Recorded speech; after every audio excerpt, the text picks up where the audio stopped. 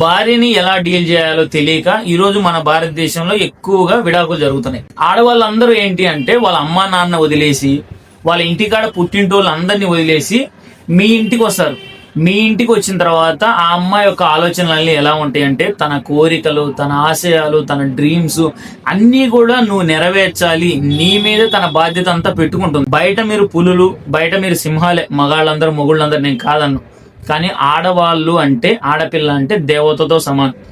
అమ్మవారి యొక్క వాహనమే పులి. పులి మీద అమ్మవారు తిరుగుతూ ఉంటుంది. సో కాబట్టి మీరెంత పులి అయినా, ఎంత సింహం అయినా సరే ఆడవాళ్ళ ముందు అది సరిపోదు. అందులోనూ ఎస్పెషల్లీ పెళ్ళాం దగ్గర మీ యొక్క మగతనం అనేది, మీ యొక్క సింహాన్ని, లయన్ని అని మీరు మీసాలు తిప్పితే ఆ సంసారం అనేది 100 ఏళ్ళు చక్కగా ఉండదు.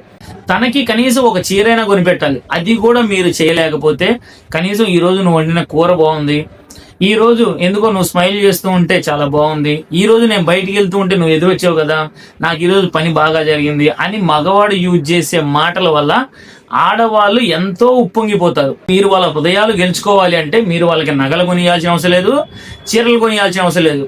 మీరు వాళ్ళకి మంచిగా వాళ్ళ పక్కన కూర్చొని వాళ్ళ భుజం మీద చేసి, నేనున్నాను, నేను చూసుకుంటాను, నా కోసం నువ్వు అన్నీ వదిలేసి వచ్చావు, అది ఒక్కటి చాలురా బంగారం, ఈ జీవితం మొత్తం నీకోసమే అంకితం, నీకేం కావాలో చెప్పు అని ఒక్క మాట మీరు వాళ్ళ భుజం మీద చేసి అన్నారు అంటే వాళ్ళు మీకు తెలియకుండానే ఆల్మోస్ట్ ఏం చేస్తారు. వాళ్ళకి మీ మీద ప్రేమ ఎక్కడ లేనిది ఎక్కువైపోతుంది. కానీ మన మగవాళ్ళు అది చెయ్యరు. అది చేయకుండా వాళ్ళ మీద పెత్తనం చెలాయిస్తూ ఉంటారు. ఆడపిల్లకి పిల్లలు పుట్టనంత వరకే భార్య భర్తని ప్రేమిస్తారు. పిల్లలు పుట్టిన తర్వాత పిల్లల్నే ప్రేమిస్తారు, భర్తని సచ్చినా ప్రేమించదు. ఆడపిల్ల అంటే దేవత, ఆడపిల్ల అంటే శక్తి. వాళ్ళని మీరు గెలవాలని ఎట్టి పరిస్థితులు అనుకోవద్దు, అది కుదరని పని. భార్య మనసుని ఎలా గెలవాలని మీరు ఆలోచించండి, ఖచ్చితంగా మీరు గెలుస్తారు. ఇటువంటి మరిన్ని మోటివేషన్ వీడియోస్ కోసం మన ఇంపాక్ట్ సుబాని పేజీని ఫాలో అయిపోండి.